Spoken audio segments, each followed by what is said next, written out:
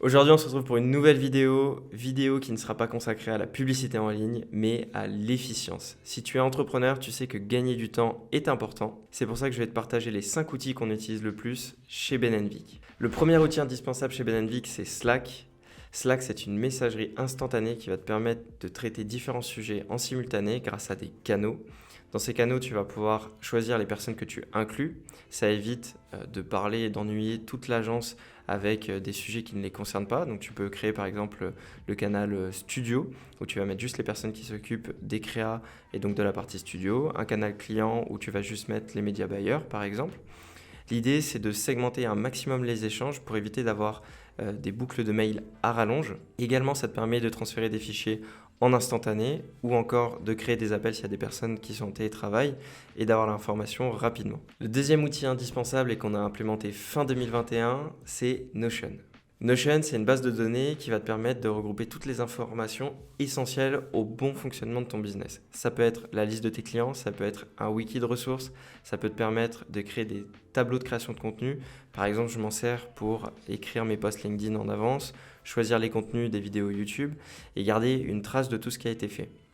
L'avantage de Notion, c'est que c'est collaboratif, c'est-à-dire que moi, je vais pouvoir commencer à le compléter et quelqu'un d'autre dans l'agence va pouvoir terminer mon travail. Alors attention, c'est un inconvénient, c'est que si je supprime un sujet, je vais le supprimer pour tout le monde.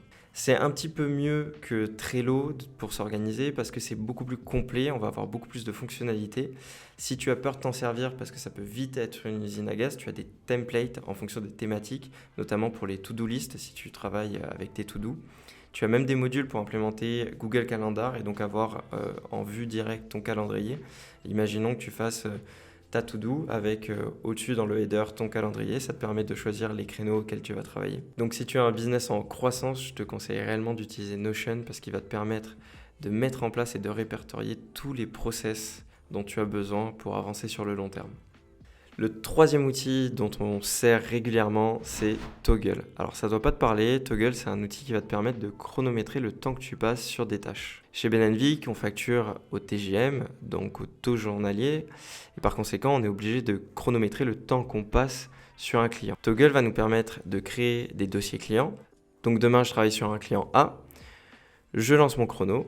À la fin de ma tâche, je coupe le chrono, j'y ai passé 32 minutes, ça remonte automatiquement dans le dossier client et ça me permet à la fin du mois de me dire ok, j'ai passé 10 heures sur tel client ou 15 heures, est-ce que je suis en boni ou est-ce que je suis en Mali sur le client. C'est également un outil que tu peux utiliser pour chronométrer le temps que tu passes sur tes tâches sans forcément penser à la facturation, mais juste pour savoir si tu es efficient ou efficace et si derrière tu as possibilité de gagner du temps ou en tout cas si tu as des tâches qui sont trop chronophage par rapport à ton emploi du temps et que tu pourrais par exemple automatiser. Le quatrième outil qu'on utilise le plus, c'est la suite Google, que ce soit Gmail, Google Calendar ou surtout le Drive. On a des process de collaboration avec nos clients qui sont principalement liés au Drive. C'est-à-dire que demain, on va commencer à travailler avec quelqu'un, il va nous mettre toutes les infos importantes, toutes les créatives, les wordings, etc. dans un Drive partagé, ce qui permet au consultant d'avoir les infos en temps réel et au client de pouvoir upload dès qu'il a besoin de nouvelles choses.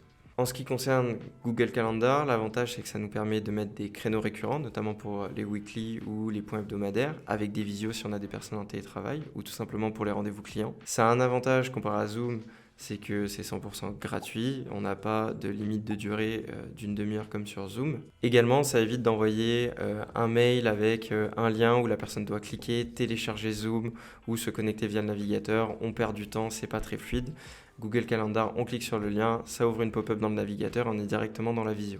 Et le cinquième outil, qui n'est pas le plus original, c'est WhatsApp. Pourquoi WhatsApp? Tout simplement parce que ça permet de créer des groupes. Il y a beaucoup de personnes qui utilisent le Slack entreprise, donc qui permettent d'avoir plusieurs membres de l'équipe sur le projet d'acquisition. Mais d'autres boîtes qui n'utilisent pas Slack veulent communiquer via WhatsApp parce que ça permet d'avoir de l'envoi d'informations rapides, contrairement au mail où on est plus sur du formel, par exemple pour des comptes rendus.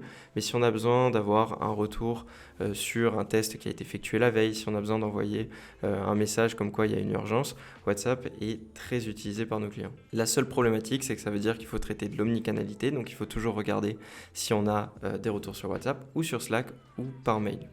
On s'y habitue rapidement. Le top 5 des outils qu'on utilise risque d'évoluer parce qu'on est en croissance et qu'on recrute de plus en plus de personnes et que nos process vont changer. Donc si jamais tu utilises d'autres outils qui te permettent de gagner du temps, je t'invite à le mettre en commentaire. Ça pourra nous être utile ou être utile aux autres personnes qui regardent la vidéo. Et si tu es passionné d'entrepreneuriat et de publicité en ligne, je t'invite à nous retrouver tous les mercredis et tous les vendredis. Et pour être sûr de ne rien louper, à activer la cloche de notification. Ciao!